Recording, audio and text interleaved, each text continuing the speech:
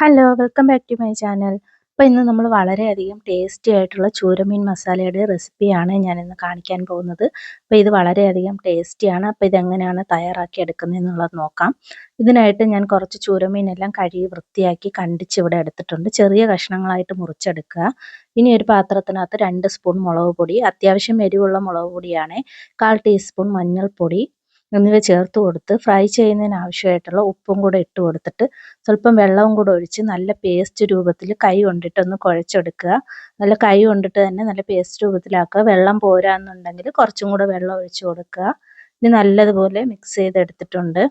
ഇനി ആ വൃത്തിയാക്കി വെച്ചിരിക്കുന്ന ആ ചൂരമീൻ്റെ കഷ്ണങ്ങൾ ഇതിനകത്തോട്ട് ഇട്ട് കൊടുത്ത് നല്ലതുപോലെ മിക്സ് ചെയ്തെടുക്കാം.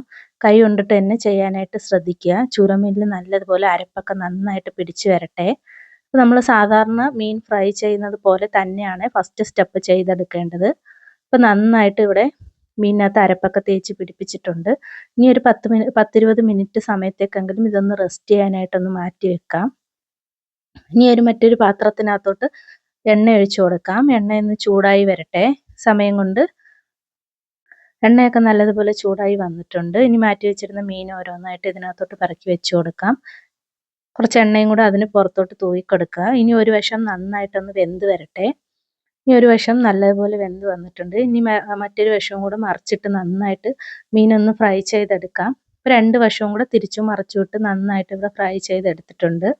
മീനൊക്കെ നല്ലതുപോലെ വെന്ത് വരട്ടെ. നല്ലതുപോലെ മീനൊക്കെ ഇവിടെ ഫ്രൈ ആയി കിട്ടിയിട്ടുണ്ട്. ഇനി ഇത് മറ്റൊരു പാത്രത്തിനകത്തോട്ട് മാറ്റി കൊടുക്കാവുന്നതാണ്. ഇനി ആ ഒരു ഫ്രൈ പാനിൽ തന്നെ നമ്മൾ സ്റ്റൗ ഓഫ് ചെയ്തിട്ടില്ല. സ്റ്റൗ ഒന്ന് കുറച്ച് വെച്ചിട്ട് വേണം. കൊച്ചുള്ളിയാണ് ഇട്ട് കൊടുക്കുന്നത്. കുറച്ച് കൊച്ചുള്ളി ഇട്ട് കൊടുത്തിട്ട് നന്നായിട്ട് വഴറ്റിയെടുക്കുന്നുണ്ട്. ഇനി ഒരു പച്ചമുളക് 2ആയിട്ട് മുറിച്ചിട്ടാണ് ഇട്ട് കൊടുത്തിരിക്കുന്നത്. ഇനി കുറച്ച് വെളുത്തുള്ളി, കുരുമുളക്, ഒരു നുള്ളു കുരുമുളക്, ഒരു നുള്ളു പെരിഞ്ജീരകം എന്നിവ ചേർത്ത് നന്നായിട്ട് ചതച്ചെടുത്തിട്ടുണ്ട്. അതും കൂടെ ഇതിനകത്തോട്ട് ഇട്ട് കൊടുത്ത് നന്നായിട്ട് മൂപ്പിച്ചെടുക്കുകയാണ്. പ്രത്യേകം ശ്രദ്ധിക്കുക, ഇടികല്ലിൽ വെച്ചിട്ട് ചതച്ചിട്ട് തന്നെ ചേർത്ത് കൊടുക്കുക. ഇനി ഇതിനകത്തോട്ട് 1/4 ടീസ്പൂൺ മുളക് പൊടി, ഒരു നുള്ളു മഞ്ഞൾപ്പൊടി, 1/4 ടീസ്പൂൺ മഞ്ഞൾപ്പൊടി എന്നിവ ഇട്ട് കൊടുത്ത് നല്ലതുപോലെ ഒന്ന് മൂപ്പിച്ചെടുക്കാം. പൊടികളുടെ പച്ചമണം മാറിക്കിട്ടുന്നതിനായിട്ട് നല്ലതുപോലെ ഒന്ന് മൂപ്പിച്ചെടുക്കാം. ഇനി ഒരു ചെറിയ സൈസ് പുളി ഞാനിവിടെ കുതിർത്തിട്ടിട്ടുണ്ടായിരുന്നു. അതൊന്ന് പിഴിഞ്ഞ് ആ വെള്ളം ഇതിനകത്തോട്ട് ചേർത്ത് കൊടുക്കാം. ഇതൊന്ന് നല്ലതുപോലെ ഒന്ന് തിളച്ച് വരട്ടെ. കുറച്ച് കരിവേപ്പിലയും കൂടി ഇട്ട് കൊടുക്കുന്നുണ്ട്. ഇനി നേരത്തെ ഫ്രൈ ചെയ്ത് വെച്ചിരുന്ന മീൻ കഷ്ണങ്ങൾ ഓരോന്നായിട്ട് ഇതിനകത്തോട്ട് ഇറക്കി ഇട്ട് കൊടുക്കാം. നന്നായിട്ട് ഇതൊന്ന് മിക്സ് ചെയ്തെടുക്കണം. നല്ലതുപോലെ കരണ്ടി കൊണ്ടിട്ട് മീനുമായിട്ട് നല്ലതുപോലെ ഇതെല്ലാം കൂടെ ഒന്ന് മിക്സ് ചെയ്തെടുക്കുകയാണ്. ഇനി ഒരു 10 മിനിറ്റ് സമയത്തേക്കെങ്കിലും ഇതൊന്ന് അടച്ചു വെച്ചിട്ട് നന്നായിട്ടൊന്ന് വേവിച്ചെടുക്കാം. അപ്പം മസാലയൊക്കെ നല്ലതുപോലെ അതിനകത്തൊന്ന് പിടിച്ചു വരുന്നതായിരിക്കും.